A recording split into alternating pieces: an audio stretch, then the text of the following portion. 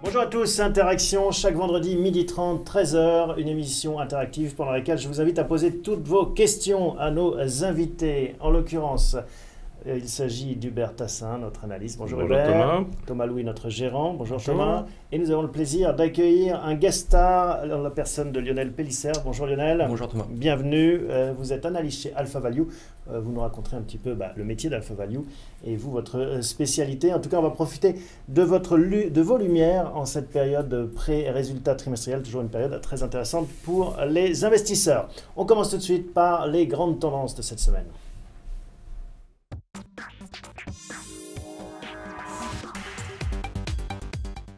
Les grandes tendances cette semaine, Hubert. La grande tendance, Grèce. Voilà, la semaine dernière, quasiment à la même heure, on était dans l'euphorie, l'affaire était quasiment réglée, et puis M. Tsipras a claqué la porte et on est revenu, mais relativement dans le calme. Donc on a des marchés qui gagnent 13% sur les valeurs européennes depuis le début de l'année, ce que doit faire l'investisseur en euros sur des valeurs américaines par exemple. Donc cette semaine, moins 4, moins 5, entre moins 3,5 et moins 5 sur les valeurs européennes, mais on revient dans le bas, ou même pas tout à fait dans le bas, on est revenu à un moment dans le bas de la fameuse correction depuis le 15 avril, mais pas beaucoup plus. Oui, mais ça veut dire que c'est quand même pas un non-sujet. On a tendance à mettre ça de côté et se dire, bon, de toute façon, peu importe, c'est périphérique. Non, ça fait quand même tanguer les marchés à chaque fois. C'est normal qu'à chaque fois, les marchés tanguent sur les incertitudes. Donc celle-là est une incertitude de taille. On le voit, c'est du happening permanent. Oui, non, on croirait Jean-Pierre Raffarin en train de parler anglais. The yes means the no means... c'est n'importe quoi.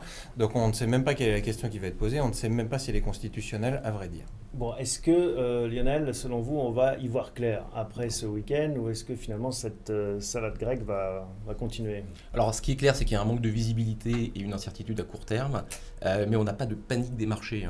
On peut regarder par exemple le secteur bancaire qui résiste très bien finalement par rapport à cette incertitude, et on voit bien que ce n'est pas finalement un test spécifiquement pour le système financier, puisque le secteur privé et le secteur bancaire est assez peu exposé finalement à l'économie grecque, et que par contre ça va être plutôt un test politique pour la zone euro. Donc on n'aura probablement pas un dénouement qui sera rapide en fait de cette crise grecque, quelle que soit la réponse au référendum. Maintenant, le potentiel de baisse des marchés par rapport à un événement ou un autre reste significatif. Ce qui est important, c'est que c'est vraiment politique. Et il faut prendre ça en compte. L'Europe va changer ou va maintenir ses règles du jeu dans l'année et demie qui vient, parce que la Grèce, c'est un sujet, donc il peut changer la règle du jeu vis-à-vis de l'Italie, vis-à-vis de l'Espagne, vis-à-vis de la France. Et entre-temps, il y a la négociation avec les Anglais pour l'Europe. Donc l'Europe, un peu dominée par un modèle, on va dire germanique, est en train de renégocier ce modèle d'une manière ou d'une autre, et l'Allemagne l'aborde en position de force. Il ne faut pas s'étonner qu'elle soit forte. Bon, on a intitulé l'émission, et c'est là que les Athéniens s'éteignirent, pour souligner aussi un peu l'absurdité de ce dossier qui n'en finit pas de mourir ou de pas. Alors, ce qui est intéressant, c'est que l'ensemble des marchés, effectivement, a bien réagi, comme disait Lionel. C'est-à-dire les actions, il n'y a pas de panique. Il n'y a pas de panique non plus sur les devises et même sur le marché des taux. Vu de l'extérieur, c'est ce que je note. Oui, tout à fait. On est dans un marché qui est assez résilient et qui ne se comporte pas non plus comme dans une phase classique en fait, de correction. C'est-à-dire dans une phase classique de correction, là je reviens aux actions, on a souvent donc, les secteurs les plus cycliques où finalement où il y a une aversion au risque plus marquée. Là on a tout l'inverse puisqu'on s'aperçoit que c'est les secteurs automobiles ou technologiques par exemple qui sont sur performance. Dans la semaine sinon Hubert, qu'est-ce qu'il fallait retenir? Sinon, alors on l'attendait, on en parlait, l'explosion d'une bulle financière sur les actions A. C'est-à-dire les actions que les Chinois peuvent acheter sur leur propre marché. Les actions A, donc... moins 25% depuis un mois. mois. Moins 25% en un mois, moins 12% cette semaine. Donc ça s'accélère un peu. Alors, on relativise, presque plus 60% depuis le début de l'année, plus 75% sur un an. Donc la question, c'est est-ce que les appels de marge peuvent se multiplier et créer des problèmes, comme toujours dans les appels de marge, sur les marchés de l'immobilier, sur le marché de la consommation. C'est ça le sujet. Est-ce que ces 57% depuis le début de l'année, il y a encore une phase un potentiel de corriger? Thomas, c'est un danger ça? Non, enfin c'est comme toutes les bulles, elles explosent à un moment, puis chacun se met à paniquer jusqu'à ce qu'on retrouve les fondamentaux. Celle-là, la bulle immobilière, on lui avait réglé son sort l'année dernière. La bulle boursière, on savait qu'il fallait régler son sort. C'est en cours. De combien ça peut encore descendre? Si je regarde la moyenne mobile 200 jours, on peut encore descendre de 10 ou 15%. Voilà, mais ce n'est qu'une moyenne mobile et une lecture chartiste des choses. Après, on peut avoir une dose d'irrationnel. Alors, il y a de l'irrationnel, mais il y a aussi du quantitative easing en Chine. Et la Banque centrale, c'est un pays vraiment très dirigé, pour être poli, est à la manœuvre. Et réellement, ils sont en stratégie d'injection de liquidité permanente, ce qui au moins stabilise les périodes d'éclatement de bulles. Ok, donc la Grèce, la Chine, est-ce qu'il y a d'autres dossiers Non, c'est presque surprenant. C'est effectivement ce certain calme. Alors après, il y a la Réserve fédérale américaine, donc la spéculation sur le fait, est-ce qu'elle va remonter ses taux alors qu'on a une consommation américaine qui va un peu moins vite que ce qu'on avait pu imaginer? C'est ça la question, peut-être que Lionel a des idées là-dessus. Non, c'est-à-dire qu'effectivement, on voit que le marché est très focalisé en fait sur des thématiques. Ça peut être l'énergie, justement avec les prix bas de l'énergie, notamment du pétrole. Il y a effectivement cette question des taux avec l'augmentation des taux longs américains prévus peut-être à l'automne. Et puis il y a aussi cette augmentation des taux longs européens qu'on a constaté depuis un mois, qui sont une source quand même d'inquiétude, notamment pour certains secteurs qui sont directement exposés, comme les utilities par exemple. Bon, voilà ce qu'on pouvait dire sur ce chapitre macro. Thomas, vous tenez à faire un petit rappel de notre méthode d'interactive. Oui, parce qu'on va un peu rappeler notre processus de gestion, parce que comme là on réagit à la seconde, à la semaine. On va juste rappeler qu'on a un processus de gestion qui est basé sur 3 piliers. L'approche macroéconomique d'abord, savoir dans quel contexte on évolue, avec une analyse aussi rigoureuse que possible. On a montré un certain nombre de documents depuis le début de cette émission pour appuyer nos propos. L'approche quantitative, la détermination graphique, qui va illustrer des risques, oui, vous allez le voir apparaître à l'écran. L'analyse quantitative et puis l'approche qualitative des choses, à l'intérieur desquelles on va analyser par exemple, dans les classes d'actifs, les actions. La présence de Lionel aujourd'hui, c'est pour vous dire qu'on a des analyses. Ça, c'est l'ordre chronologique dans lequel s'effectue l'analyse. En tous les cas, c'est celui que nous, on a choisi pour gouverner les principes de gestion d'interaction. Et de temps en temps, eh bien, vous le savez ici, on a parlé longtemps de la baisse du prix de l'énergie, de la baisse des devises, qui étaient des moteurs sur lesquels on s'appuyait dans la gestion. Voilà, on a choisi pour illustrer le propos, c'est le graphique que vous avez après, de rappeler ce qui s'est passé sur le marché de l'énergie. C'est un graphique que vous avez à l'écran maintenant, qui est une grande tendance décrite depuis 2013. D'ailleurs, sur l'appui desquels j'avais les analyses d'Alpha Value qui ont remarquablement travaillé dessus. Qu'est-ce qui s'est passé? Vous voyez ici une map monde, au milieu une frontière. Eh bien, c'est cette frontière entre l'énergie issue du gaz et des pétroles de schiste drivés par les États-Unis et celle drivée entre guillemets par le Moyen-Orient. Cette frontière est en train de se déplacer vers l'Est, alors qu'évidemment nos amis de l'Arabie Saoudite poussaient leur pétrole chez nous. Ça a amené à un pic que vous voyez dans le petit graphique en bas à droite qui donne le prix du West Texas Index et du Brent sur longue période. On voit que ce prix est monté jusqu'à des niveaux dont on avait parlé. Il est redescendu violemment en 2009, il est remonté. Et là, sa tendance affirmée, c'est de se situer dans une fourchette. Alors ça, c'était les chiffres de 2013, encore une fois. On est dans une fourchette aujourd'hui autour de 58-60 $.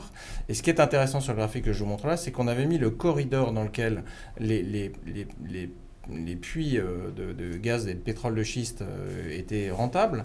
Ce corridor était à l'époque compris entre 60 et 80. Aujourd'hui, il est compris entre 45 et 60 grâce au progrès technologique. Ce qui fait qu'en 2 ans, on a réussi à extraire beaucoup moins cher encore. Donc on est vraiment dans une grande tendance. Cette grande tendance, elle va peser probablement, durablement sur nos industries au sens bénéfique du terme. Voilà, donc c'était pour rappeler la méthode d'interaction, reprendre un peu de hauteur, parce que c'est vrai qu'une gestion se bâtit aussi dans la durée. On passe tout de suite au tableau de bord.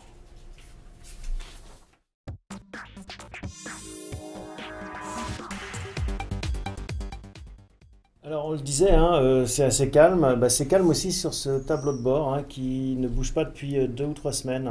Oui, alors il ne bouge pas effectivement. Par contre, on a fait un petit focus sur l'indicateur numéro 10 qui s'intitule le momentum microéconomique. En préparant cette réunion tout à l'heure, on en parlait. Ce qui va gouverner probablement les marchés nonobstant les problématiques de géopolitique, ça va être les résultats en Europe des entreprises. Qu'est-ce qui s'est passé depuis 2000, depuis 14 ans? L'indicateur dont on sait un momentum microéconomique, on voit dès lors que c'est au-dessus du trait qu'on est plutôt dans un bon momentum.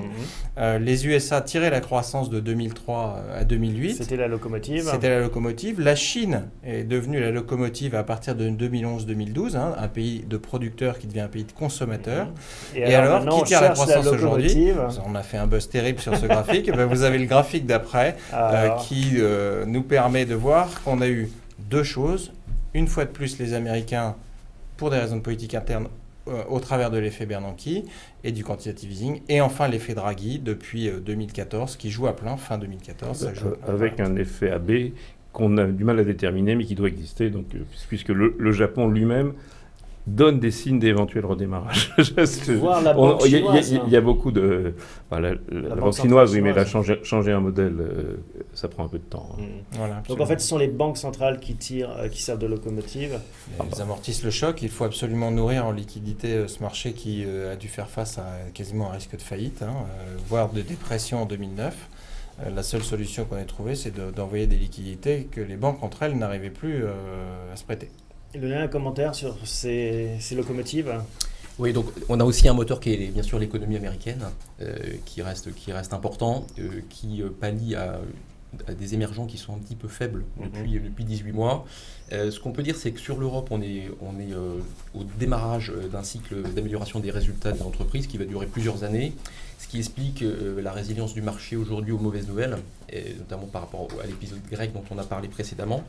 Et effectivement, maintenant, le marché est en attente de révision à la hausse des résultats à partir du second semestre 2015. Bon, on va reparler plus en détail, bien sûr, de vos analyses sur ces perspectives de résultats au niveau micro. On passe tout de suite à la performance d'Interaction.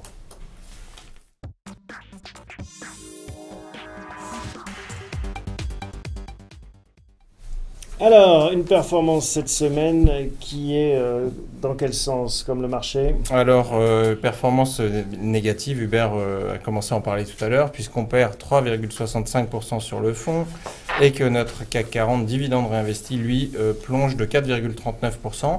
Ça fait moins mal. Ça fait moins mal, oui. Alors, on l'a toujours dit, on est moins indiciel. Les valeurs qui ont beaucoup décroché étaient toutes des valeurs indicielles. Dans un premier temps, il n'y a pas encore eu de valeurs avec des très grosses progressions qui ont été arbitrées, un petit peu sur le secteur automobile, mais c'est très vite revenu, on le voit à la fin de cette semaine. Donc, on progresse malgré tout 13,77% depuis le début de l'année sur le fonds, contre 15,23% à l'indice dividende réinvesti. On va dire que le fonds joue son rôle d'amortisseur au moment où je vous parle. Il gagne pratiquement 14% depuis le début de l'année. C'est quelque chose qui reste satisfaisant. Il faut quand même toujours se comparer, bien sûr, mais il faut aussi voir ce que les gens qui ont souscrit au fonds ont comme performance. Donc on le voit, on a un profil, un fonds qui est plutôt défensif, ça marche mieux, ça fait moins mal en effet quand ça baisse. Est-ce qu'on ne pourrait pas se dire qu'il faudrait peut-être le reprofiler pour si ça repartait Alors en fait, comme on est dans la saison des résultats, Lionel est bien placé pour le savoir. On a eu des surprises, on a eu quelques effets, on en a parlé sur les télécoms, souvenez-vous, de Bouygues qui a été un moteur de performance, on en reparlera tout à l'heure. Une nouveauté sur KPN, puisque quand c'est pas Bouygues, c'est KPN qui prend qui devient voilà la cible de Patrick Drahi. Donc on a un petit peu d'actualité sur les valeurs, on a des actualités sur les résultats qui vont commencer à tomber, probablement conformes, voire meilleurs par rapport à ce qu'on attendait. Donc moi, on peut arbitrer un certain nombre de titres sur lesquels on n'a plus rien à gagner. Bouygues, par exemple, a fait l'objet d'un arbitrage cette semaine, j'en parlerai. Bon, si on regarde la slide sectorielle, on voit qu'on est sous-investi en cyclique et effectivement, peut-être que les publications de résultats vont donner des idées ou des indicateurs avec du potentiel, parce qu'on est sous-investi dans les cycliques, c'est ce qui est en bas, mais également sur les calculs de potentiel, et qu'on est surinvesti en revanche en TMT. Ce qui est aussi du cycle, il ne faut pas non plus... Alors, Lionel, on profite de votre expertise en termes de secteur. Est-ce que ce qui se passe actuellement en termes de correction réagit de façon naturelle ou normale par rapport à ce qu'on connaît dans des phases similaires? Pas vraiment. Il y a un phénomène intéressant qui est effectivement que, normalement, dans une correction, ce sont les secteurs défensifs qui surperforment et les secteurs cycliques et de croissance sont plus sous pression. Et ce qu'on observe, c'est pas vraiment ce scénario, puisqu'on a plutôt des secteurs de croissance et cycliques tels que l'automobile ou le hardware, par exemple, qui surperforment nettement. Qu'est-ce que ça veut dire, ça? Ça veut dire qu'il y a un appétit pour le risque qui reste intact. Ça veut dire que le marché a un fond haussier, soutenu par la perspective d'amélioration des résultats des entreprises, puisqu'on est certainement au début d'un cycle d'augmentation des bénéfices par action, et que donc la correction est plutôt mise à profit par les investisseurs pour se renforcer, tandis que effectivement la crise grecque n'est pas vue comme un risque majeur pour le système. C'est assez intéressant. Si on regarde sur une semaine qui perd 4,9% sur le CAC 40, les valeurs qui baissent, ce ne sont pas celles qui montent depuis le début de l'année. Donc les investisseurs en fait confirment leur choix sur l'automobile, sur les stories, si on peut dire, sur les valeurs dollars, etc. Et ce qui baisse, c'est autre chose. C'est ce qui prouve qu'il n'y a pas d'inquiétude. On a monté de 31%, on a rendu le quart de la hausse, un peu plus, entre le 15 novembre et le 15 avril. On ne panique pas. Ouais, c'est-à-dire qu'il y a une focalisation du marché qui n'est pas sur le cycle en général, c'est une focalisation par thème. C'est-à-dire que ce qui va baisser, ça va toujours être l'énergie parce que par rapport à ce qu'a expliqué Thomas tout à l'heure sur le pétrole bas, on a effectivement des inquiétudes sur le secteur pétrolier. C'est pareil pour les commodities, donc pour tout le secteur métal et mines, par exemple, tandis qu'on a des perspectives de croissance qui s'améliorent pour la plupart des secteurs cycliques, même si les révisions à la hausse ne sont pas encore vraiment matérialisées sur les bénéfices par action. Bon, allez, voilà donc pour cette partie performance. On passe maintenant à la gestion d'Interactions.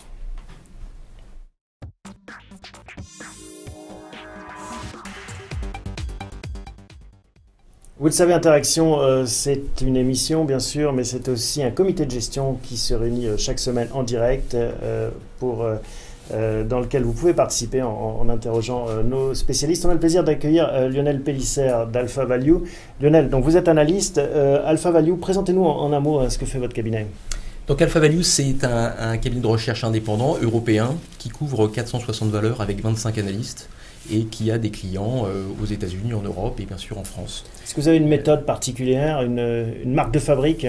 Alors, on a une méthode de valorisation et d'analyse des comptes qui est propriétaire et qui est très très homogène. C'est-à-dire que ce qu'on fait de manière très systématique, c'est finalement assez rare sur le marché puisque tous les analystes ont les mêmes hypothèses, travaillent dans le même cadre en fait d'hypothèses macroéconomiques par exemple, ce qui rend nos valorisations et nos analyses très finalement consistantes et en tout cas sur les mêmes critères, très systématiques. Vous êtes spécialiste des valeurs d'équipement, hein, voilà, des biens d'équipement, tout à fait, oui. Et comment elles se comportent actuellement, ces valeurs ? Eh bien, pas très bien. C'est-à-dire qu'on voit que les biens d'équipement sont en général très exposés aux émergents. On rappelle ce que c'est un bien d'équipement, peut-être, pour commencer ? Alors, c'est un très vaste secteur. C'est-à-dire ce sont des entreprises industrielles qui vont fournir des équipements pour des industries qui vont leur servir justement pour développer des services et des technologies. Donc, on peut avoir des équipements, par exemple, justement pour les grandes sociétés minières, ça va être des outils qui vont servir à creuser justement ces mines. Ça peut être des câbles, ça peut être des équipements électriques. Et donc ça veut dire que si elles ne se comportent pas bien, on est encore dans des phases d'investissement relatifs. Alors, c'est-à-dire que on a le problème chinois, c'est-à-dire qu'on a quand même un ralentissement effectif. Il n'y a pas que la bourse chinoise qui consolide, on a quand même toujours cette problématique d'éventuel hard landing en Chine, même s'il y a le soutien de la Banque centrale. Et ça s'en ressent quand même pour les sociétés de biens d'équipement. Il y a aussi cette exposition qui est de l'ordre de 8-10% au secteur du pétrole, qui souffre actuellement. On a une chute des investissements dans le secteur pétrolier. Et donc, les sociétés de biens d'équipement voient effectivement cette pression arriver dans leur carnet de commandes. Très bien. Bon, on va découvrir le portefeuille d'Interactions sur cette semaine dans le détail, avec le détail des valeurs, avec beaucoup de rouge cette semaine. C'est sûr qu'une semaine qui fait -4, c'est difficile de passer entre les gouttes. Voilà, 12 euphémismes, vous l'avez à l'écran. On a des performances absolues qui s'étalent entre plus 0,31 d'ailleurs, qui est d'ailleurs notre meilleure contribution de la semaine, et moins 7,08 qui est la plus forte baisse en valeur absolue. Dans les contributions relatives, enfin pas relatives absolues, c'est l'avant-dernière colonne, On peut voir que dans les bons élèves, on retrouve Rheinmetall, Technip, dont on s'est débarrassé, c'est pour ça que c'est une bonne contribution, c'est du relatif évidemment. Lagardère, qui s'est plutôt bien tenu, même si on en a peu. Le Crédit Agricole, qu'on a rentré, je vous le rappelle, le 30 juin. Belle résistance des financières, donc qui n'anticipent pas forcément une catastrophe, en tous les cas dans leur compte, pour le problème grec. Et puis tout en bas, eh bien, je vous ai parlé des grands titres de la cote, les voilà, l'Air Liquide, Essilor, Sanofi. Ces 3 titres-là sont des valeurs d'indice, elles ont été fortement pénalisées dans la baisse et contribué pour pas mal. Et on voit, c'est l'avant-dernière colonne sur on voit qu'on a moins de poids dans Sanofi que l'indice et que ça contribue relativement positivement pour nous. Voilà. Alors, on a la chance d'avoir Lionel avec nous qui est dans le métier d'analyser les marchés. Il y a une période intéressante là, c'est quand on arrive juste avant la publication des trimestriels. Hein, ça influence beaucoup, ça sert de boussole aux investisseurs. En général, il faut se positionner avant ou après la publication des trimestriels? Alors, bon, là, on est dans une période un peu particulière. C'est-à-dire qu'il y a des événements macroéconomiques et géopolitiques, d'une part. De l'autre côté, il y a les publications américaines qui vont intervenir dès la semaine prochaine. Ouais. Et il y a un petit risque sur ces publications américaines, puisque le dollar fort devrait entraîner quand même des déceptions sur un certain nombre de résultats. On l'a déjà vu avec Oracle, qui a publié ses résultats en avance. Et donc ça, c'est quelque chose qu'il faut surveiller. Dans un deuxième temps, il y a effectivement aussi les attentes sur les deuxièmes trimestres européens, puisqu'on espère justement des révisions à la hausse qui devraient finir par se matérialiser. L'inconnu, c'est est-ce que ça va être dès le Q2 ou est-ce que ça va être un petit peu plus tard, sachant qu'il y a des supports forts en termes des facteurs monétaires qui sont très favorables pour les sociétés européennes, des facteurs de taux bas, et aussi une confiance qui revient petit à petit puisque les indicateurs d'activité sont plutôt bien orientés. Hubert, vous êtes plutôt bullish sur ces Q2, vous attendez des révisions? J'attends d'assez fortes révisions. Alors, la moyenne, notamment celle de l'Alpha Value que j'ai gardée, dit sur l'année, on va gagner 7,5% sur les bénéfices par action des grandes entreprises cotées en France. Mais si on exclut les matières premières et le pétrole, on est à 12%. À 12% de hausse. Je pense qu'on va aller plus haut en moyenne et qu'il va y avoir des secteurs qui vont beaucoup surprendre parce que cet effet dollar, on ne l'a pas pris totalement en compte. Il joue un peu partout. Mais alors je repose ma question, si on pense que les révisions vont avoir lieu, il faut mieux se positionner en amont, c'est-à-dire maintenant? Alors, valeur par valeur, bien entendu, puisque on achète la rumeur et on vend la nouvelle sur les marchés. Là, effectivement, on a un cas particulier, c'est qu'on s'est payé une telle consolidation depuis le 15 avril qu'il y a la place pour le discours des managements qui va être finalement presque plus important que la réalisation. Et ça c'est compliqué, évidemment, à anticiper. Mais ce qui est vrai, c'est qu'il y a un vrai mouvement. Il y a un vrai mouvement de reprise, de petites reprises, mais de reprise en Europe qui s'ajoute à un effet dollar, où là, on commence à encaisser ce qui s'est passé aux États-Unis. Thomas, même question. Est-ce qu'en général, il vaut mieux avoir confirmation des chiffres ou est-ce que parfois on peut jouer en anticipant? Mais nous, on aime bien les catalyseurs. On en a suffisamment parlé là aussi, ici. Un catalyseur, une nouvelle de consolidation sectorielle, un déclencheur, la devise, le prix de l'énergie. On en a eu quelques-unes. Donc maintenant, on est plutôt, pour nous en tous les cas, dans une zone de confirmation. C'est-à-dire que le mouvement peut se traduire dans les chiffres des entreprises, des grandes tendances qu'on a décrites. Donc moi, je crois beaucoup plus au moment où on parle à cela. On a des valeurs, encore une fois, on ne place pas pour 15 jours. On essaie d'être là de façon longue, même si on a procédé à beaucoup d'arbitrages, mais une très forte rotation sectorielle depuis le début de l'année. Donc non, moi, je ne pense pas que positionner avant ou après, il y a un moment où ça doit confirmer le choix du gérant, peu importe... On est positionné, je rappelle quand même, on est investi. C'est pas. Après, est-ce que les choix vont être confirmés? C'est plus des choix par valeur par valeur. Encore une fois, c'est pas par secteur, bien sûr. L'automobile, on voit des très grandes tendances. On voit des très grandes tendances sur des valeurs qui n'avaient rien fait l'année dernière comme EADS, et donc il peut y avoir que des bonnes surprises. Mais néanmoins. Lionel, vous nous avez dit tout à l'heure qu'on avait un phénomène qui n'était pas courant, c'est-à-dire des valeurs cycliques, on parle de l'automobile ou d'autres, résistaient plutôt bien. Qu'est-ce que vous anticipez, vous, pour les prochains mois?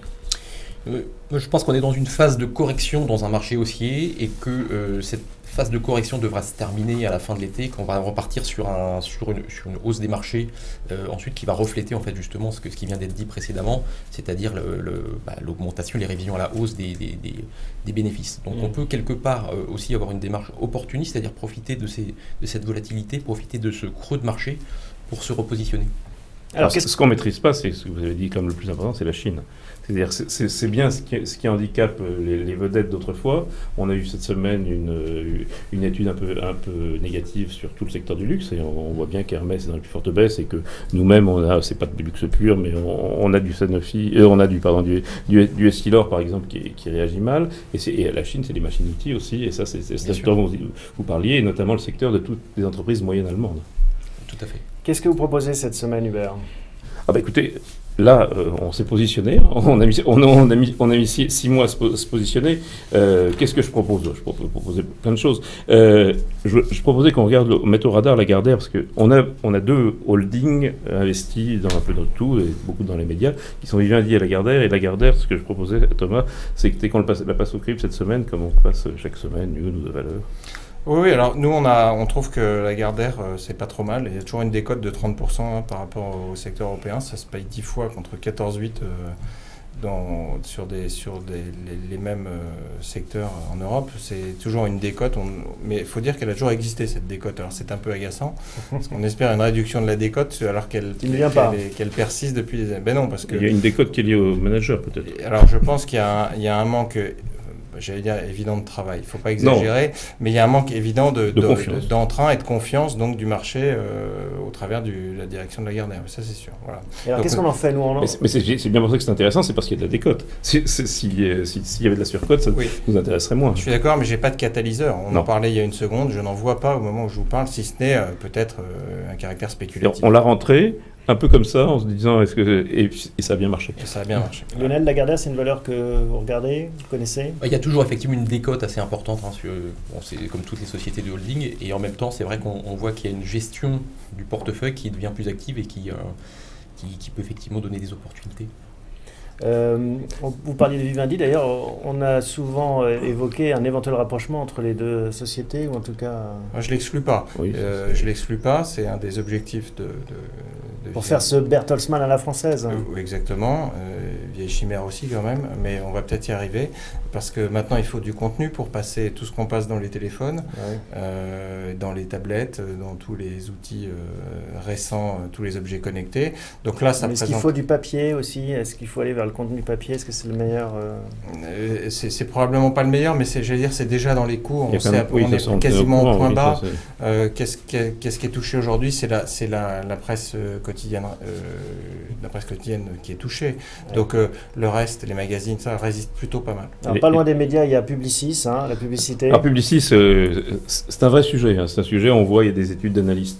Comme le disait souvent Thomas, ça prouve qu'il y a un marché. Il est très pour, il est très contre. Voilà.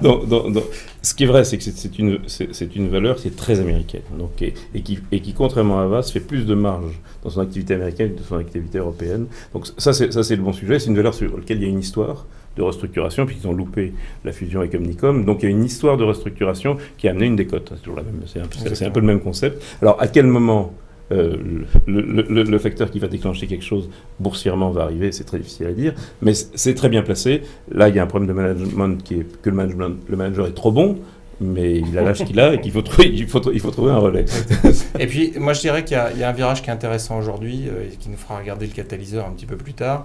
C'est celui du digital où il commence vraiment à être très bon. Et c'est probablement par le digital que Publicis, d'ailleurs, comme le dit Lévy très justement, c'est probablement par là qu'on pourra rentrer sur ce titre. Il a pu financer son digital sur lequel il y a moins de marge grâce à ses marges dans les autres secteurs. Donc c'est quand même une mutation très intéressante. Lionel, Publicis. Oui, je suis assez d'accord avec ce qui m'a été dit, d'autant plus qu'ils sont rentrés dans le digital par le haut. Ils ont fait des acquisitions intéressantes. La dernière en date, Sapient, c'est de la qualité.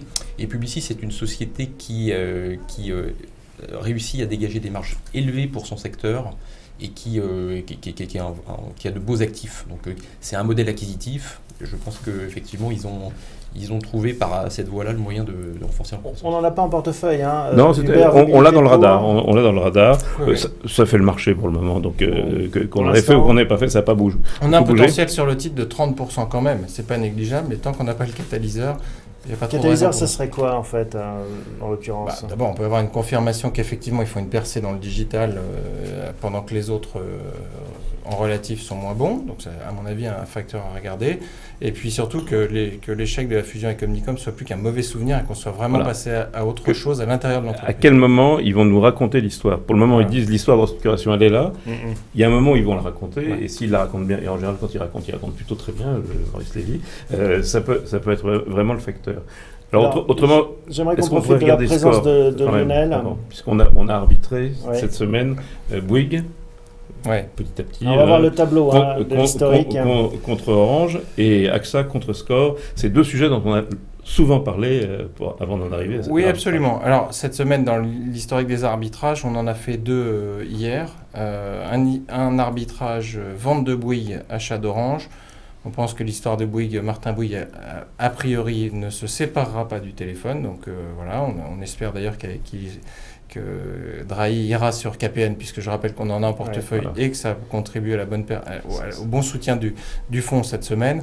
Et puis, on a vendu AXA pour aller sur la Score, un arbitrage de potentiel cette fois-ci. Il y a plus de potentiel pour nous sur la Score que sur AXA, et notamment grâce au portefeuille américain qui est ultra puissant et dont on risque d'avoir des bonnes surprises quand même. Alors, j'aimerais justement profiter des lumières de Lionel là-dessus, sur ces arbitrages dans les télécoms et dans les assurances. Comment est-ce que vous l'analysez? Quel est votre regard? Alors, effectivement, sur Bouygues, on peut comprendre que la prime spéculative est en train de disparaître, puisque après le refus sur l'offre très généreuse qui a été faite il y a quelques temps, effectivement, la prime spéculative va disparaître. Sur l'assurance, alors, l'assurance, c'est un secteur qui est très lié quand même au taux long, donc, et à la quantification des taux. Donc effectivement, ça reste quand même un secteur que moi je privilégierais pas aujourd'hui. D'accord. Donc c'est plus logique d'avoir plus de banques et moins d'assurances dans cette requantification, etc. Tout à fait. Qui profiteront plus vite de la remontée court terme. Exactement. Et c'est ce qu'on a fait avec le Crédit Agricole, je le rappelle, il y a une semaine. Bon, un dernier mot. Sachant qu'on l'a souvent dit, il y a aussi une histoire de restructuration, et ça c'est très intéressant, d'autant que ces restructurations sous le contrôle des principaux actionnaires et qui eux ont envie que ça crache un peu. Bon, l'émission arrive à son terme. Hubert, un dernier mot? On peut parler longuement. Moi, je voudrais reparler de Bonduelle, dont on a déjà parlé. Ce secteur agroalimentaire, c'est pas un secteur où on est hyper présent. Donc, j'ai eu l'occasion de parler de Ebro Foods, Tanzanie et Lustucru, par exemple. Donc, c'est une très grosse boîte. C'est une très grosse boîte espagnole. Hein. C'est le leader. Remarquable. Et c'est remarquable. Bonduelle, c'est remarquable aussi. Alors, c'est petit. Hein. Ça va publier un chiffre d'affaires au 30 juin. D'accord. Donc, on garde Bonduelle sur le radar. De 2 milliards, mais c'est une boîte très bien gérée et qui bénéficie de la croissance, contrairement à ce qu'on peut croire, parce que la croissance se fait sur leur marque, sur Casgrain et Bonduelle. C'est là où il y a les marges. Thomas, un mot de conclusion? Il fait chaud.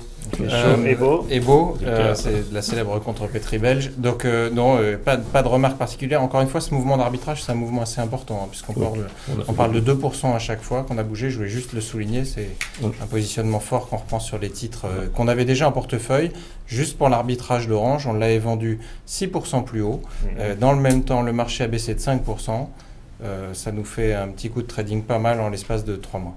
Ok, merci. Lionel, merci de nous avoir rendu visite. Un mot de conclusion également? Oui, moi je pense qu'il faut peut-être, au sein du secteur notamment Capital Goods, profiter de la correction pour se renforcer sur les belles valeurs, les valeurs les plus qualitatives. Par exemple, je pense à Schneider, Legrand et Atlas Copco, des sociétés qui savent gérer activement leur portefeuille d'activité et justement se repositionner sur les secteurs et les régions en croissance. Donc notre choix de Legrand qui était d'être plus européen et moins américain ou chinois, c'est des bons choix? Alors, ils sont assez américains maintenant, puisque c'est la première région.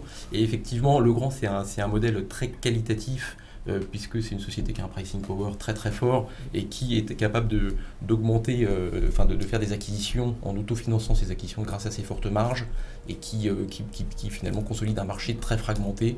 Et je pense que c'est un bon choix. Et bien voilà, merci Lionel de nous avoir rendu visite, merci à vous tous de nous suivre. Merci messieurs, on se retrouve la semaine prochaine, même endroit, même heure.